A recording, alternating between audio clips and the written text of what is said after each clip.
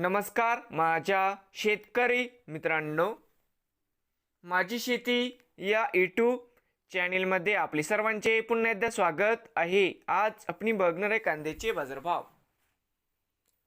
महाराष्ट्र राज्यातील कृषी उत्पन्न बाजार समिती मुंबई येथील आजचे कांदा बाजारभाव म्हणजे दिनांक 8 एप्रिल 2026। सर्व शेतकऱ्यांनी हा व्हिडिओ संपूर्णपणे बघा, कुठेही स्किप करता।